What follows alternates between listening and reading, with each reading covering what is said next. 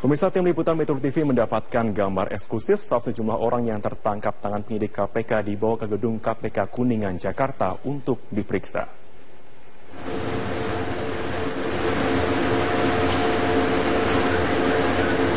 Tiga penyidik KPK dan seorang yang ditangkap masuk ke dalam gedung KPK dengan menggunakan sebuah sedan Jaguar. Dari dalam bagasi mobil mewah tersebut, penyidik KPK mengeluarkan 2 tas besar yang diduga sebagai barang bukti. Tidak lama berselang, sebuah mobil minibus masuk ke dalam basement gedung KPK dengan 4 penumpang.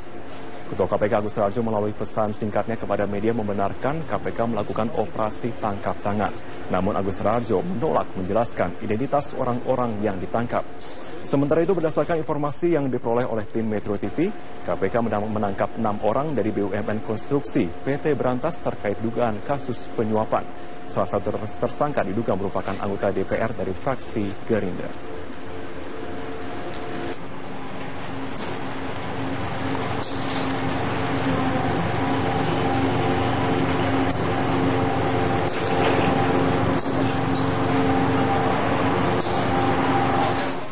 Sementara itu, terkait dengan tangkap tangan yang dilakukan oleh penyidik KPK, Jaksa Agung HM Prasetyo membantah jika jaksa yang bertugas di Kejaksaan Tinggi DKI Jakarta telah ditangkap oleh KPK melalui operasi tangkap tangan. Ditangkap oleh KPK, Pak? Tidak ada jaksa ditangkap KPK. Lalu tanda tangan Jamindel ke KPK itu apa, Pak? Jamindel dan biasa ada koordinasi. Jadi gini, ya, memang KPK melakukan OTP. Ya. Ada 3 orang ditangkap oleh KPK. Itu ada jaksa satupun di situ. Ya, memang Kejaksaan Tinggi DKI laporannya kepada saya sedang menangani satu kasus. Tidak mustahil mungkin ada penumpang gelap yang berusaha manfaatkan penanganan kasus DKI. Itu aja, ya. Ini sedang didalami. Nanti bagaimana hasilnya tentunya akan diinformasi. Dan partai politik dukungan untuk Gubernur DKI Jakarta petahana Basuki Cahayapurnama juga datang dari kalangan selebriti. Belasan selebriti datang ke rumah dinas Gubernur DKI Jakarta Selasa malam.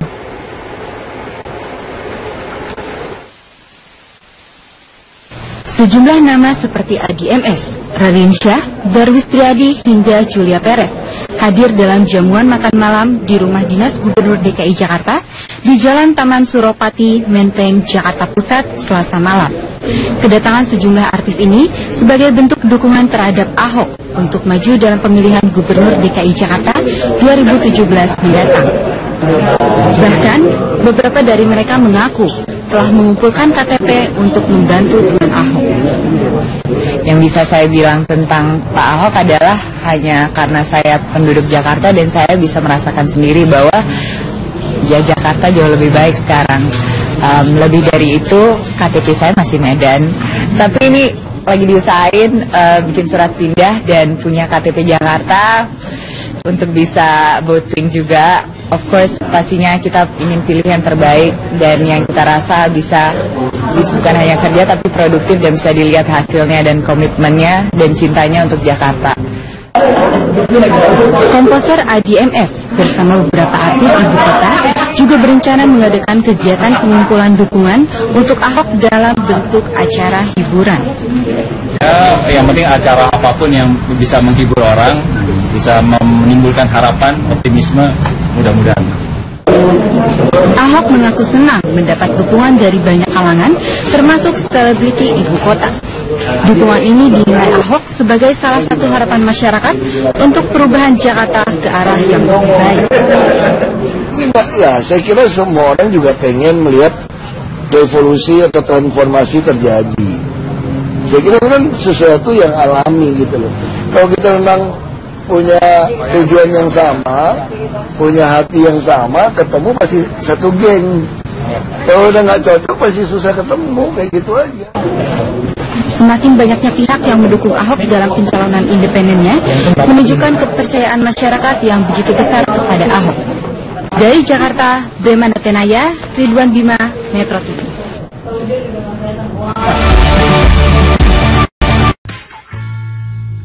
Ya, sebelum kita lanjutkan dialog kita, ada penelpon yang akan berbincang bersama kami, Pak Karel di Manado. Selamat malam, Pak Karel, silakan dengan komentar Anda. Pak Karel, silakan. Iya, sayang sekali kami tampaknya belum bisa terhubung dengan Pak Karel di Manado. Kita lanjutkan dialog kita.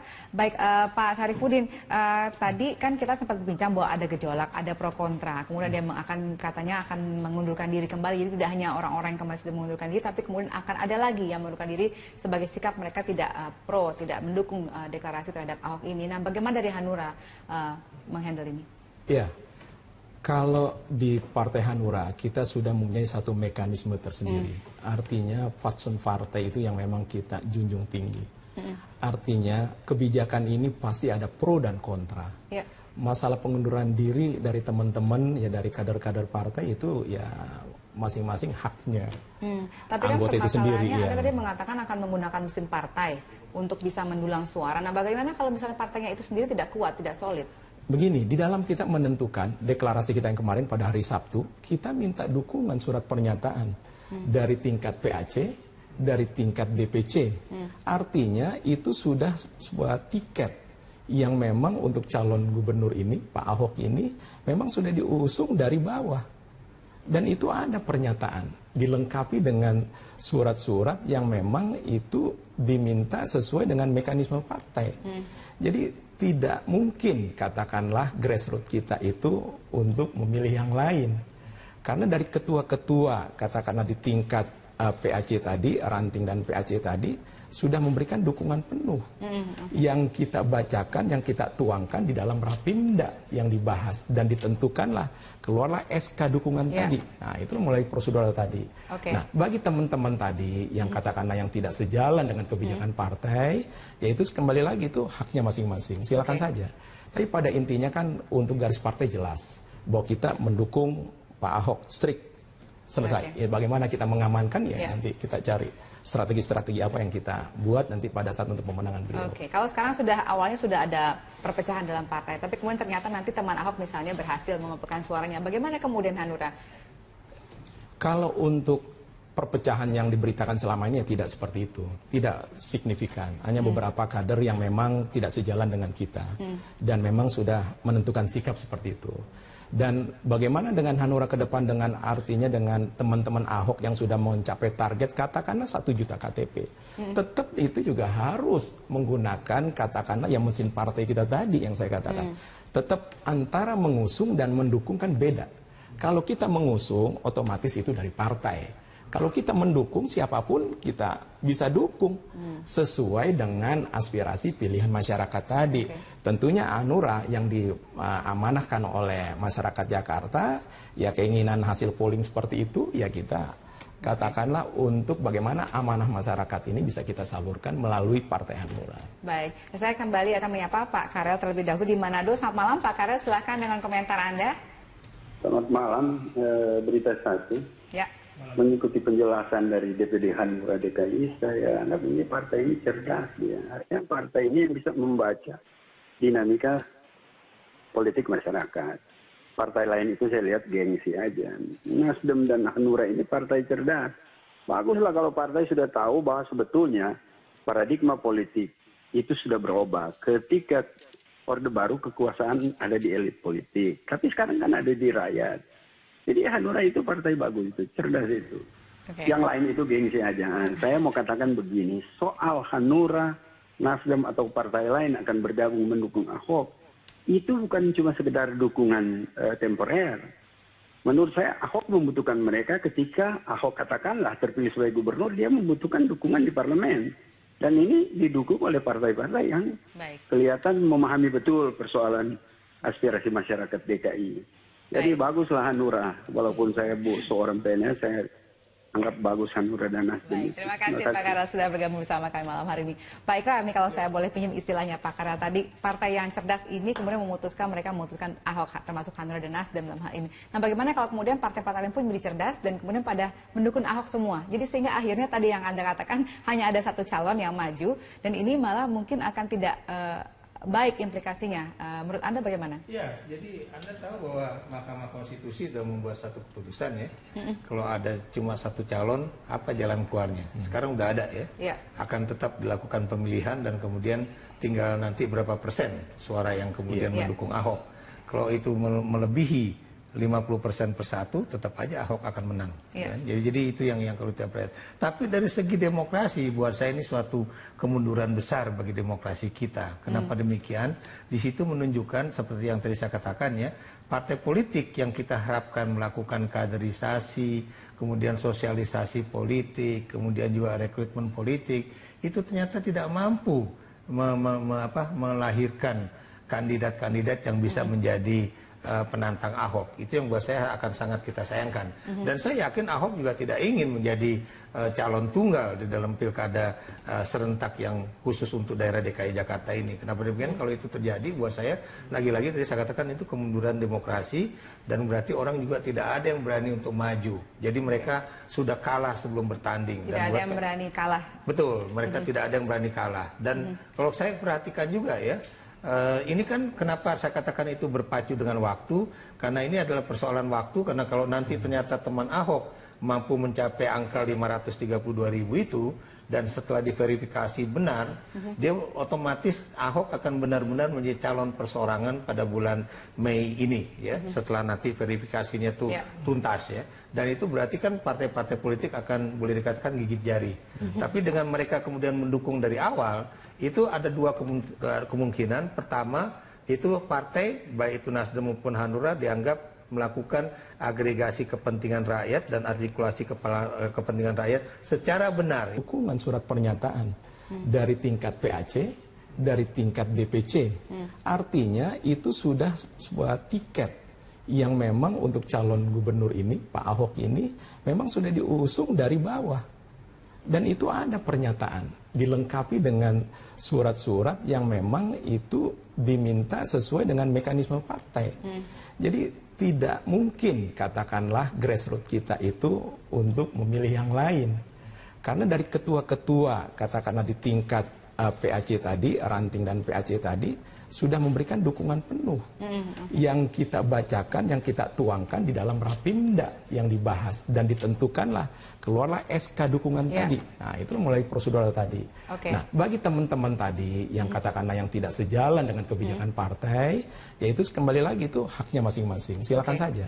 Tapi pada intinya kan untuk garis partai jelas bahwa kita mendukung Pak Ahok strict. Selesai. Ya, bagaimana kita mengamankan ya nanti kita cari strategi-strategi apa yang kita buat nanti pada saat untuk pemenangan beliau. Kalau sekarang awalnya sudah ada perpecahan dalam partai, tapi kemudian ternyata nanti teman Ahok misalnya berhasil mengumpulkan suaranya. Bagaimana kemudian Hanura?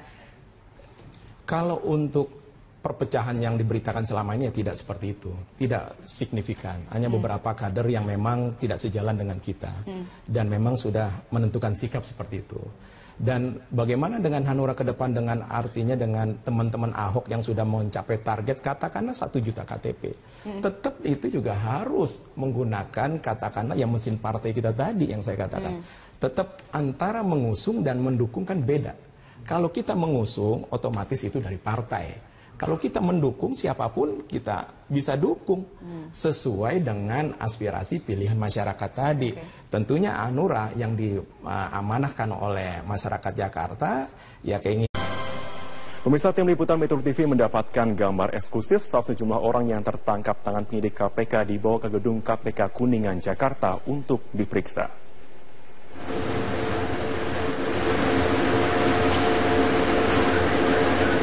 Tiga penyidik KPK dan seorang yang ditangkap masuk ke dalam gedung KPK dengan menggunakan sebuah sedan Jaguar. Dari dalam bagasi mobil mewah tersebut, penyidik KPK mengeluarkan 2 tas besar yang diduga sebagai barang bukti.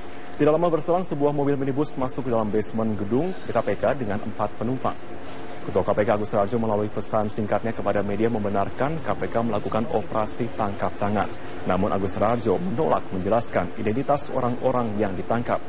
Sementara itu, berdasarkan informasi yang diperoleh oleh tim Metro TV, KPK menangkap 6 orang dari BUMN Konstruksi PT Berantas terkait dugaan kasus penyuapan. Salah satu tersangka diduga merupakan anggota DPR dari fraksi Gerindra.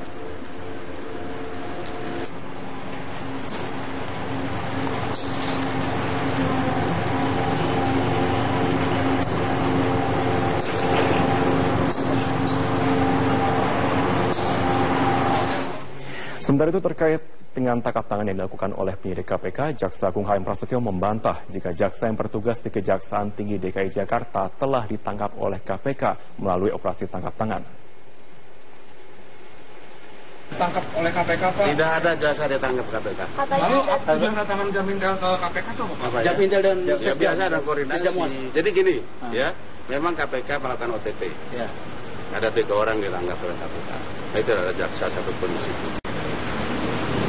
Ya, memang Kejaksaan Tinggi DKI laporannya kepada saya sedang menangani satu kasus. Tidak mustahil, mungkin ada penumpang gelap yang berusaha manfaatkan penanganan kasus DKI. Itu aja, ya. Jakarta ke arah yang lebih baik. Ya, saya kira semua orang juga pengen melihat revolusi atau transformasi terjadi. Saya kira kan sesuatu yang alami gitu loh. Kalau kita memang punya tujuan yang sama, punya hati yang sama, ketemu pasti satu geng. Kalau udah nggak cocok pasti susah ketemu, kayak gitu aja. Semakin banyaknya pihak yang mendukung Ahok dalam pencalonan independennya menunjukkan kepercayaan masyarakat yang begitu besar kepada Ahok. Dari Jakarta, Bremana Tenaya, Ridwan Bima, Metro TV.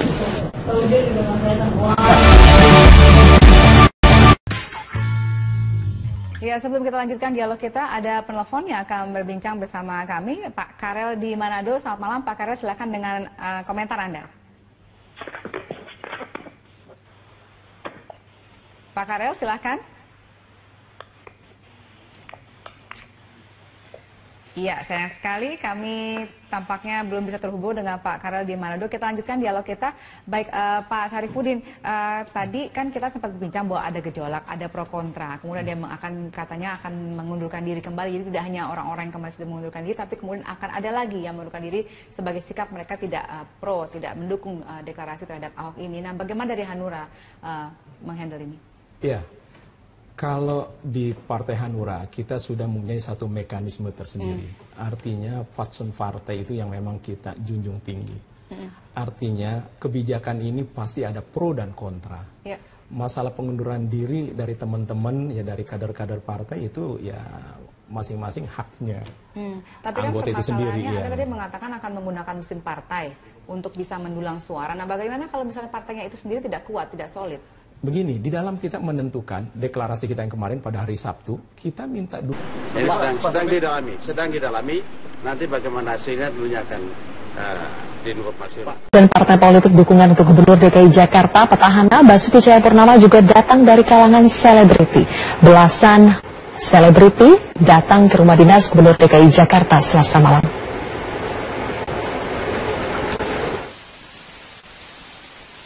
Sejumlah nama seperti Adi MS, Raline Shah, Darwis Triadi hingga Julia Perez hadir dalam jamuan makan malam di rumah dinas Gubernur DKI Jakarta di Jalan Taman Suropati, Menteng, Jakarta Pusat, Selasa malam.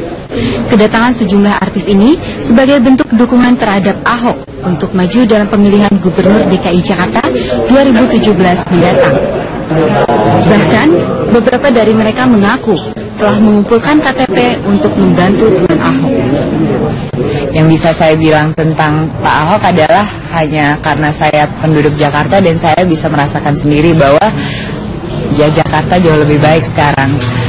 Lebih dari itu, KTP saya masih Medan. Tapi ini lagi diusahain bikin surat pindah dan punya KTP Jakarta untuk bisa voting juga. Of course, pastinya kita ingin pilih yang terbaik dan yang kita rasa bisa bukan hanya kerja tapi produktif dan bisa dilihat hasilnya dan komitmennya dan cintanya untuk Jakarta. Komposer Adi MS bersama beberapa artis ibu kota juga berencana mengadakan kegiatan pengumpulan dukungan untuk Ahok dalam bentuk acara hiburan. Ya, yang penting acara apapun yang bisa menghibur orang, bisa menimbulkan harapan, optimisme, mudah-mudahan. Ahok mengaku senang mendapat dukungan dari banyak kalangan, termasuk selebriti ibu kota. Dukungan ini dinilai Ahok sebagai salah satu harapan masyarakat untuk perubahan. Dengan hasil polling seperti itu, ya kita katakanlah untuk bagaimana amanah masyarakat ini bisa kita salurkan melalui Partai Hanura. Baik, saya kembali akan menyapa Pak Karel terlebih dahulu di Manado. Selamat malam Pak Karel, silahkan dengan komentar Anda. Selamat malam, berita satu. Ya. mengikuti penjelasan dari DPD Hanura DKI, saya anggap ini partai ini cerdas dia. Artinya partai ini bisa membaca dinamika politik masyarakat. Partai lain itu saya lihat gengsi aja. Nasdem dan Hanura ini partai cerdas. Baguslah kalau partai sudah tahu bahwa sebetulnya paradigma politik itu sudah berubah. Ketika Orde Baru kekuasaan ada di elit politik. Tapi sekarang kan ada di rakyat. Jadi Hanura itu partai bagus itu, cerdas itu. Okay. Yang lain itu gengsi aja. Saya mau katakan begini, soal Hanura, Nasdem atau partai lain akan bergabung mendukung Ahok, itu bukan cuma sekedar dukungan temporer. Menurut saya Ahok membutuhkan mereka ketika Ahok katakanlah terpilih sebagai gubernur, dia membutuhkan dukungan di parlemen. Dan ini didukung oleh partai-partai yang kelihatan memahami betul persoalan aspirasi masyarakat DKI. Jadi baguslah Hanura, walaupun saya seorang PNS, saya anggap bagus Hanura dan Nasdem. Terima kasih Pak Karel sudah bergabung bersama kami malam hari ini. Pak Ikrar, nih kalau saya boleh pinjam istilahnya Pak Karel tadi, partai yang cerdas ini kemudian mereka memutuskan Ahok, termasuk Hanura dan Nasdem dalam hal ini. Nah bagaimana kalau kemudian partai-partai lain pun menjadi cerdas dan kemudian pada mendukung Ahok semua. Jadi sehingga akhirnya tadi yang Anda katakan hanya ada satu calon yang maju dan ini malah mungkin akan tidak baik implikasinya. Menurut Anda bagaimana? Ya, jadi Anda tahu bahwa Mahkamah Konstitusi sudah membuat satu keputusan ya. Kalau ada cuma satu calon, apa jalan keluarnya? Sekarang udah ada ya. Akan tetap dilakukan pemilihan dan kemudian tinggal nanti berapa persen suara yang kemudian mendukung Ahok.